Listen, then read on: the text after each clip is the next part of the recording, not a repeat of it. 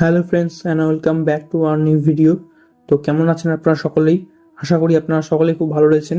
তো আজকের ভিডিওতে আমরা জানবো যে কোন 5টি রাশি যারা 2025-এ কিন্তু খুবই উন্নতি করতে চলেছে।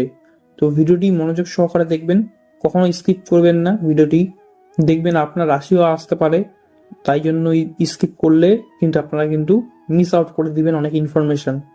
তো ভিডিওটি সম্পূর্ণ দেখুন এবং ভিডিওটি যদি ভালো লাগে তাহলে একটি লাইক দিবেন, চ্যানেলটিকে সাবস্ক্রাইব করবেন এবং ভিডিওটিকে একটি শেয়ার করে দেবেন অবশ্যই। তো চলুন ভিডিওটিকে শুরু করা যাক। তো সর্বপ্রথম বলে রাখি, মেষ রাশির যারা জাতকরা রয়েছেন তাদের জন্য কিন্তু এটা কিন্তু খুব ভালো একটা বছর। তার কারণ 2025 কিন্তু মঙ্গল দ্বারা কিন্তু চলাচল করবে, কারণ মঙ্গলই কিন্তু এই বছর রাজত্ব কিন্তু করবে 2025 সাল। এবার 2025 সালে যারা মেষ রাশি জাতক বা জাতিকারা রয়েছেন তাদেরকে সাধারণত রুল করে মার্স, মানে মঙ্গল। এবং তারা যেহেতু অগ্নিতত্ত্বের রাশি, তো মঙ্গলও যেহেতু অগ্নিতত্ত্বের, তো মঙ্গল কিন্তু মেষের জন্য কিন্তু খুব একটা ভালো ফল দেবে। তারা যেই ফিল্ডে রয়েছেন মার্সের, বা বলতে পারেন আপনারা যে মেষ রাশির লোক, লগ্নের লোকরা বা এরিস রাশির লোকরা যেই ফিল্ডে বা যেই কর্মে নিজেকে নিযুক্ত করবেন তারা কিন্তু একটা হিউজ সাকসেস কিন্তু দেখতে পারবেন।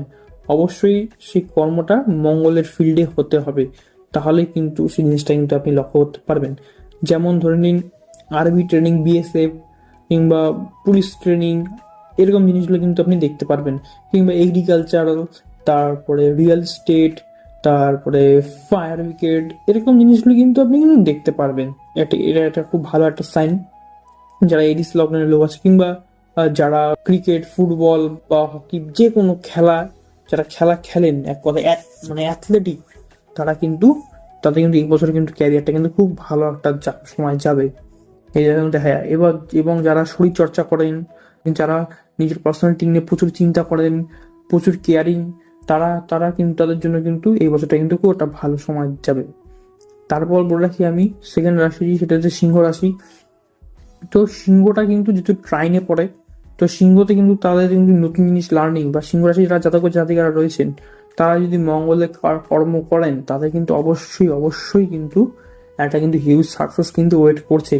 কারণ এটিও অগ্নিতত্ত্বের রাশি এবং মঙ্গল এবং সূর্যের কিন্তু খুবই ভালো একটা ফ্রেন্ডলি মোমেন্ট। তাই জন্য কিন্তু দেখবেন মেষে কিন্তু সূর্য কিন্তু উচ্চস্থ হয়, কারণ মেষে কিন্তু সূর্য কিন্তু সব থেকে বেশি হ্যাপি ফিল করে। তাই জন্য মার্সের যেহেতু বছরটা, তাই জন্য সূর্যের জাতক বা জাতিকারা রয়েছেন, যারা সিংহ রাশির জাতক বা জাতিকারা রয়েছেন, তারা কিন্তু এই বছর কিন্তু প্রচুর প্রচুর কিন্তু উন্নতি করতে পারবে। কিন্তু তাদেরকে কিন্তু নিজের কর্মটা যে সূর্য কিংবা নিজের মঙ্গলের উপর কিন্তু স্থির রাখতে হবে, তাহলে কিন্তু সেই সাকসেসটা কিন্তু খুব বেশি পরিমাণে কিন্তু দেখতে পাওয়া যাবে। তো সিংহ রাশির জাতক বা জাতিকাদের আমি কিছু সাজেশন দিলাম। তো কেমন লাগলো সাজেশনটি আপনি কমেন্ট বক্সে অবশ্যই জানাবেন। তো পরের রাশি চক্রে চলে যাই, সেটি হচ্ছে বৃশ্চিক রাশি। তো এখানে একটা ইন্টারেস্টিং ব্যাপার কি, যে বৃশ্চিক রাশি কিন্তু কে রুল করে প্লুটো বা অনেকটা মার্সও। তার সাথে সাথে এটা কিন্তু একটি জলচক্রের রাশি। তো এটার উন্নতি বা বৃশ্চিক রাশির এই লিস্টে থাকার একটা কারণ রয়েছে, সেটি হচ্ছে মঙ্গলের কারকত্ব। তো যদিও সেটি জলতত্ত্বের রাশি, কিন্তু মঙ্গল মানে কিন্তু আপনার রাগ, আপনার জেদ, আপনার যে কাজের মধ্যে যে আপনার এনার্জিও কিন্তু শো করে কিন্তু মার্স। তো বৃশ্চিক রাশির মধ্যে কিন্তু সেই মার্সের এনার্জি বা মার্সের সেই জেদ, ক্রেজিনেসটা কিন্তু আছে। তাই জন্য কিন্তু বৃশ্চিক রাশিও কিন্তু এই বছর কিন্তু খুব ভালো ফল করবে। যদি সেটা মঙ্গলের ফিল্ডে যদি হয়, তাহলে কিন্তু সেটা খুব একটা ভালো একটা কর্মের জন্য কিন্তু সে মঙ্গল কিন্তু তাকে রিওয়ার্ড কিন্তু দেবে। তাই জন্য আপনি দেখবেন যারা বৃশ্চিক রাশির লোকরা আছে, তারা যদি এই সময় প্রচুর হার্ডওয়ার্ক করে, তারা যদি ইমোশনালি বেশি না হয়ে লজিকের সাথে যখন কোনো কাজ যখন বেশি করবে, তখন কিন্তু তারা কিন্তু এই বছর খুব বেশি সাকসেস পাবে। বিশেষ করে তারা যদি এগ্রিকালচারাল কিংবা ফায়ার ব্রিগেডের কর্মক্ষেত্রে যদি যায়, তারা কিন্তু হিউজ সাকসেসটা পাবে। তার কারণ সেখানে কিন্তু একটা জলেরও কিন্তু কার্যকারিতা কিন্তু রয়েছে। আর যেহেতু বৃশ্চিক রাশি যেহেতু জলের সাথে একটা সম্বন্ধ রয়েছে, তাই জন্য কিন্তু এটা খুব ভালো একটা কিন্তু কানেকশন কিন্তু দেখা যায়।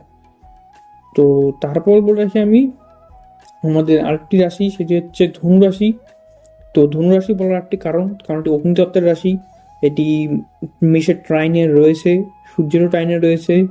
তাই জন্য বলা যায় যে যারা ধনু রাশির জাতক বা জাতিকা রয়েছেন তারা যদি পিতার সাথে সম্পর্ক ভালোভাবে ঠিকঠাক মতো রাখেন, কিংবা যারা গুরুর সাথে সম্পর্ক যারা তারা ঠিকঠাক মতো রাখেন, তারপরে যদি মঙ্গলে কর্ম করেন, তো তাদের জন্য কিন্তু এই বছরটা কিন্তু খুবই খুবই একটা ভালো ফল কিন্তু দেবে।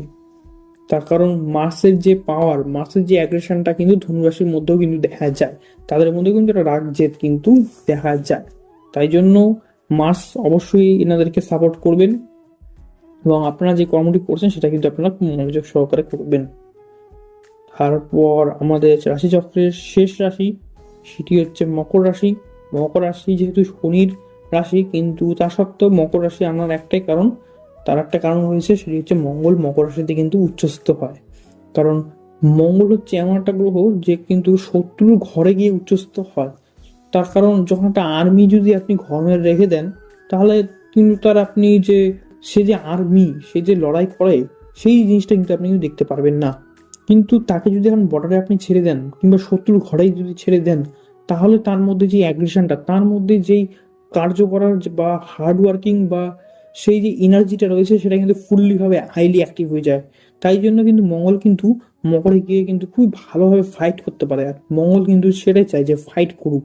সে কিন্তু নিজেই চায় যে যে মকর রাশির লোকেরা কিন্তু যদি লাইফে যখন বলতে পারেন আপনারা খুবই যখন ডিফিকাল্টিস মধ্যে পড়ে না, তখনই এনারা কিন্তু শাইন করে, ধীরে ধীরে সবার মধ্যে দিয়ে কিন্তু বেঁচে আসে।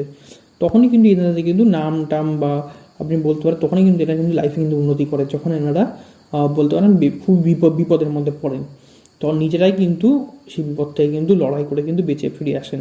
তো মঙ্গলের যেহেতু একটা কারকত্ব রয়েছে, মঙ্গলের যে উচ্চস্থ যেখানে, তো মঙ্গল কিন্তু মকর রাশির লোকেদের কিন্তু অবশ্যই অবশ্যই একটি ভালো কিন্তু ফলটা দেবে। তো এটি আমার প্রেডিকশন রইল। তো কেমন লাগলো আজকে এই ভিডিওটি, আশা করি আপনাদের সকলের খুব ভালো লেগেছে। যদি ভালো লেগে থাকে তাহলে একটি লাইক দিবেন, চ্যানেলটিকে সাবস্ক্রাইব করবেন এবং ভিডিওটিকে শেয়ার করে দেবেন। দেখা হচ্ছে পরের ভিডিওতে। আজকের মতো বিদায়।